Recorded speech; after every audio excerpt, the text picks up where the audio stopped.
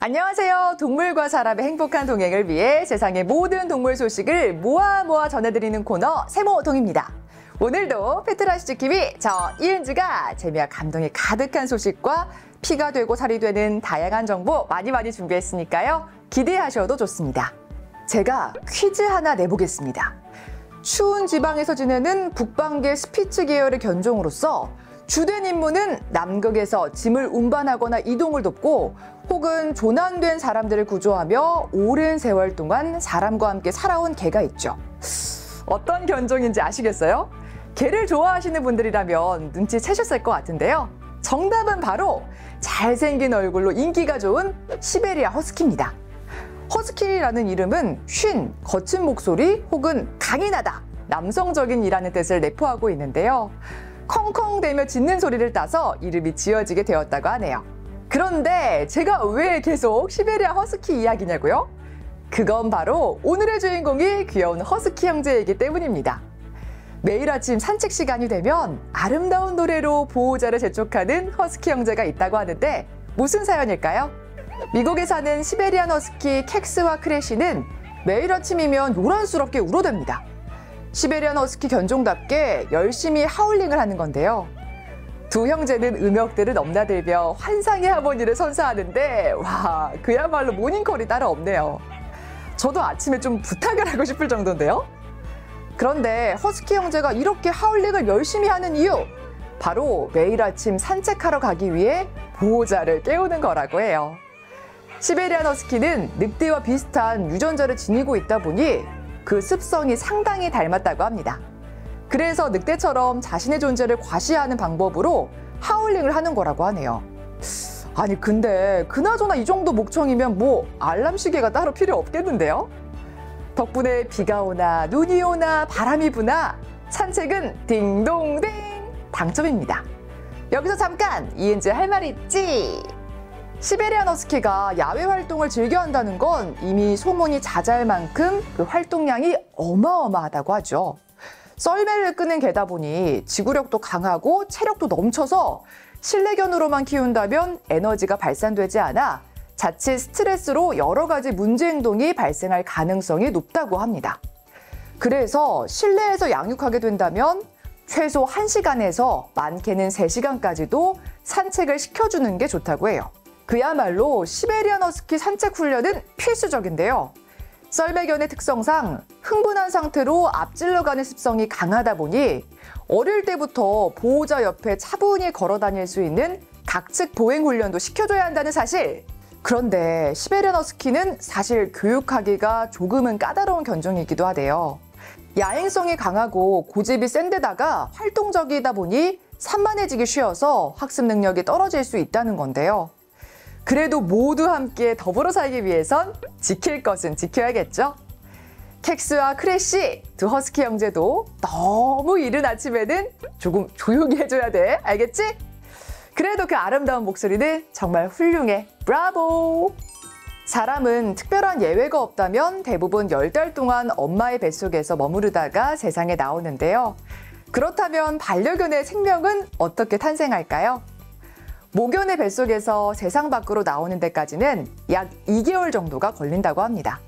사람과 비교하면 비교적 짧은 편인데요. 그렇지만 임신한 반려견이 있다면 보호자의 정성 어린 관리도 꼭 필요합니다. 임신한 개는 규칙적인 짧은 산책, 가벼운 놀이 시간은 물론 몸 상태에 따른 주의 깊은 관심이 필요합니다. 또한 임신한 개에게는 과도한 자극은 피하고 다른 반려동물과 함께 키운다면 임신 기간엔 분리해주는 게 좋다고 하죠. 임신과 출산은 인간이든 동물이든 축복이지만 엄청난 고통의 시간도 견뎌야 할 만큼 그 과정이 동물에게도 순탄치는 않습니다. 그렇지만 여기 그 힘든 과정을 극복하면서 정말 사랑한다는 것이 무엇인지 보여주는 반려견 부부가 있습니다. 출산이 임박한 시점에서 제대로 몸을 가누지 못할 정도로 배가 불러온 아내에게는 배가 꿈틀거리고 숨이 차는 바람에 좀처럼 편안히 누워서 잠을 자지 못하는 상황이었습니다. 그런데 그때 남편 개의 행동이 놀라웠는데요. 조용히 아내 개의 옆에 다가가 채워댈 아내에게 나눠준 것. 불편한 몸 때문에 편안히 잠들지 못하는 아내를 지켜보던 남편 개는 그 모습이 너무너무 안쓰럽고 마음에 걸렸나 봅니다. 남편계의 온기가 느껴졌는지 다행히 아내계는 이후 진정했다고 하는데요. 항상 자신보다 아내를 먼저 챙긴다는 남편계의 모습이 듬직하면서도 로맨틱하기까지 하네요. 여기서 잠깐 이은지 할 말이 있지? 아내계는 이후에 무사히 새끼들을 순산했다고 합니다. 와, 정말 축하해요. 임신한 몸으로 힘들어서 잠까지 뒤척이는 아내를 외면하지 않고 옆으로 다가가 품을 내어주고 온기를 나눠주는 남편계의 모습. 와, 진정한 사랑꾼의 모습이란 게 바로 이런 게 아닐까요? 말하지 않아도 옆에서 든든한 버팀목이자 힘이 되어주는 존재. 남편계에게 한 수 배웠네요. 잘하고 있어. 굿! 야외 활동을 하다가 만나는 불청객 중 하나, 바로 뱀을 될 수 있는데요. 특히 야산이나 산책로, 하천 주변을 걸을 때 수풀이 우거진 곳에서는 종종 뱀이 출몰하기도 합니다. 실제로 뱀 물림 사고로 인한 응급 이송 건수가 매년 증가 추세를 보인다고 하니 더더욱 조심해야겠죠. 우리나라 말고도 최근 뱀이 자주 출몰해 야외는 물론 가정에서도 놀라는 일이 꽤 많다는 곳이 있습니다. 호주 애델레이드 힐즈에 거주하는 게일 아울리치트 씨는 최근 아주 황당한 곳에서 뱀과 마주하게 됐는데요. 그 장소는 바로 온 가족이 매일 쓰고 있는 냉장고. 게일 씨는 냉장고를 열려다가 조금 이상한 소리를 듣게 됐다고 합니다. 씩씩 거리는 소리가 귓가를 스친 겁니다. 처음엔 냉장고 소리라고 생각했으나 곧 정체를 알게 됐는데요. 바로 냉장고의 얼음 디스펜서 구멍에서 유유히 나온 뱀 한 마리 막 눈이 마주쳐버린 것. 세상에, 냉장고에서 살아있는 뱀을 만났다고요? 아니, 저는 생각만 해도 너무너무 무서운데요. 게다가 이 뱀은 붉은 배 검정뱀으로 뱀목 코프라과에 속한 독사이며 치명적인 독성을 지녔다고 하는데요. 한번 물리면 중태에 빠질 수도 있을 만큼 위험한 뱀이라는 거죠. 게일 씨의 가족은 몸을 보호하기 위해 장화를 신고 삽을 들어서 만반의 준비를 했는데요. 그리고 게일 씨의 위기 상황을 알게 된 이웃은 일명 뱀꾼에게 연락을 취해서 도왔다고 합니다. 애델레이드 힐즈에선 뱀이 자주 출몰하기 때문에 전문적인 뱀꾼이 대기하고 있을 정도라고 해요. 아니, 아무리 그래도 얼음 디스펜서에서 뱀이 발견된 적은 없었다고 하는데요. 그만큼 아주 이례적인 일이었다고 합니다.